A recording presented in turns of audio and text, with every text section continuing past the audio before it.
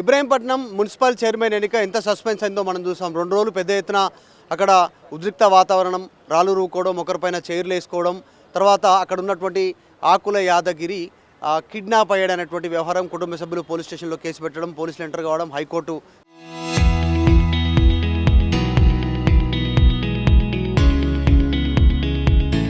తీర్పడంతో ఆగిపోయినటువంటి పరిస్థితి. ఆ సస్పెన్స్ ఇంకా కొనసాగుతుంది.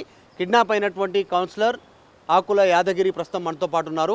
బీసీ సంఘం అధ్యక్షులు జాజుల శ్రీనివాస్ గౌడ్ ఆధ్వర్యంలో ఇక్కడ న్యాయం కోసం డిమాండ్ చేస్తూ ఉన్నారు. అన్ని పార్టీలు బీసీలను మోసం చేస్తూ ఉన్నాయనేటువంటి అంశాన్ని జాజుల శ్రీనివాస్ గౌడ్ తెరపైకి తెస్తున్నారు. ఆకుల యాదగిరితో మాట్లాడడం. యాదగిరి గారు, ఎప్పుడు కిడ్నాప్ చేసిరు?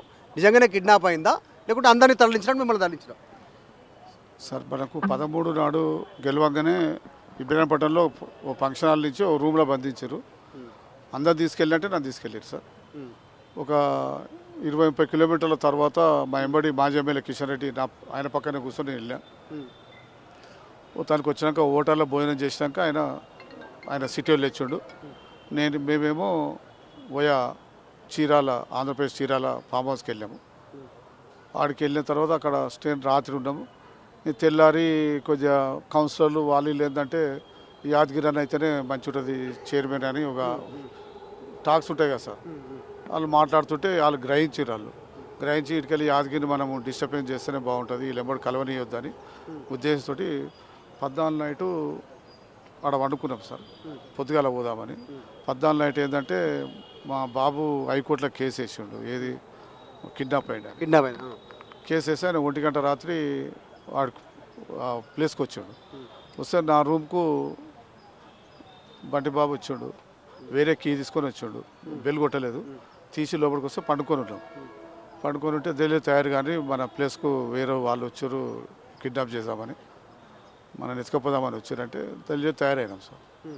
తయారై బ్యాగ్ వచ్చాక మళ్ళీ లోపలికి వచ్చి లేదు మీ బాబు వచ్చిండు మాట్లాడుతామంటే మాట్లాడుతూ పని తోలిచ్చేస్తా, వద్దు గడబడేద్దని నన్ను సముద్రం ఒడ్డు పంటి ఒక 3 కిలోమీటర్లు నడిపించి కార్లో తీసుకొని వెళ్ళిపోయారు సార్.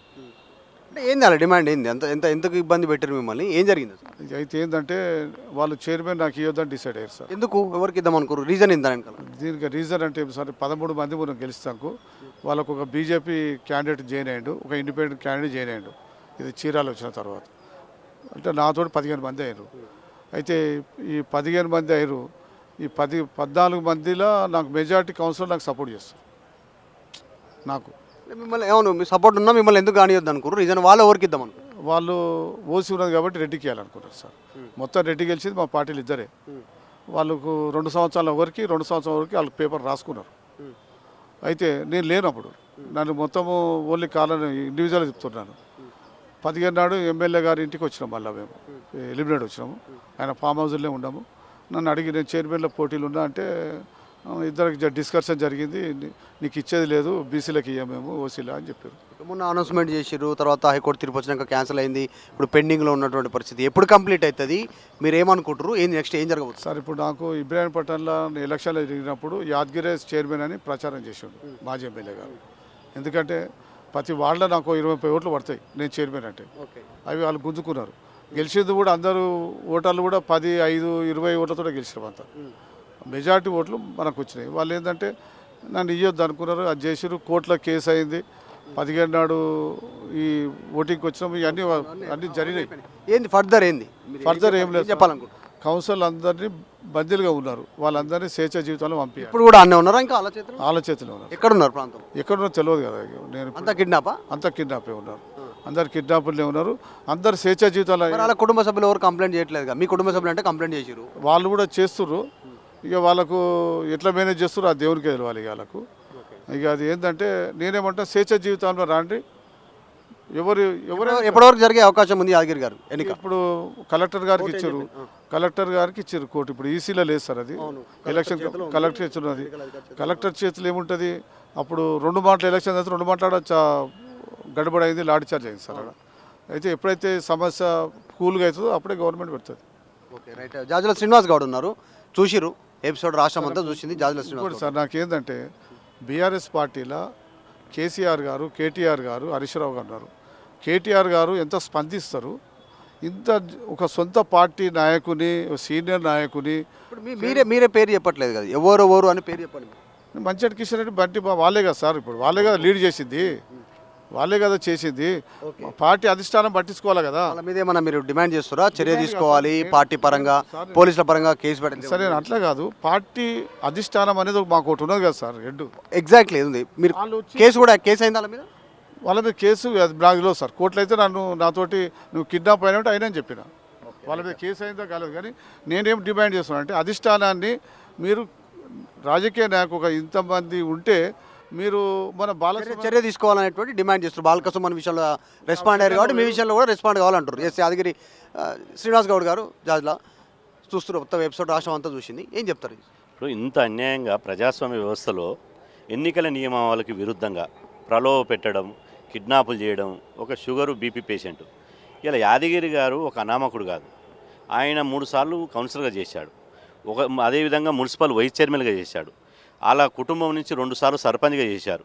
సుదీర్ఘమైనటువంటి రాజకీయ నేపథ్యం ఉంది. ఒక దశలో తెలుగుదేశం పార్టీ ఉన్న దశలో ఇబ్రహీంపట్నం శాసనసభ స్థానానికి వారి పేరు పరిశీలన ఉంది. అట్లాంటి నాయకుడిని పట్టుకుని ఇలా బీసీ జనరల్ స్థానం అంటే నువ్వు బీసీ కదా నీకెందుకు ఇస్తాం, బీసీలకు జనరల్ స్థానాల్లో మేము ఎందుకు ఇవ్వాలి అన్నటువంటి ఇలా ఈయన ఎవరు మంచిరెడ్డి కిషన్ రెడ్డి. పేరులోనే మంచి ఉంది కానీ చేతలన్నీ చెడ్డే ఉన్నాయి. ఈ మంచిరెడ్డి కిషన్ రెడ్డి వీళ్ళ యొక్క అహంకారము, వీళ్ళ యొక్క బలుపు తగ్గాలి ఫస్ట్. వీళ్ళకి టీఆర్ఎస్ పార్టీ ఏం చేస్తుంది? ఇంత జరుగుతుంటే పిల్లి పాలు తాగుతుంటే కళ్ళు మూసుకొని కూర్చున్నట్టు కేటీఆర్ ఏం చేస్తున్నాడు? ఇదంతా కేవలం మీరు చెప్తా ఉన్నటువంటి బీసీ అన్నందుకనే కుట్ర 100% కదా. ఇప్పుడు ఆయన ఓపెన్గా జనరల్ సీటు బీసీకి ఎందుకు ఇస్తామంటే అర్థమైంది అన్న. ఇప్పుడు మీరు ఒకటి గమనించాలి, మొత్తం 24 కార్పొరేషన్, 24 కౌన్సిల్ స్థానాలు. శ్రీనివాస్ గౌడ్ గారు, ఈ ఎపిసోడ్ అంతా జరిగింది బీసీ సంఘం అధ్యక్షులుగా బీసీల సంక్షేమం కోరుకునేటువంటి జాజుల శ్రీనివాస్ గౌడ్ కార్యాచరణ ఏంది యాదగిరి విషయంలో కానీ రాష్ట్ర వ్యాప్తంగా కానీ ఏం చేయబోతాం? ఇప్పుడు బీసీ వాదము రాష్ట్రమంతా నడుస్తుంది. బీఆర్ఎస్ పార్టీకి ఏమాత్రం బీసీల మీద చిత్తశుద్ధి ఉన్నా మున్సిపల్ చైర్మన్గా బీసీలకు అవకాశం ఇవ్వాలి. జనరల్ స్థానాలంటే రెడ్డి రావుల రిజర్వేషన్ కాదు, జనరల్ స్థానాలంటే బీసీలకు కూడా వస్తాయి.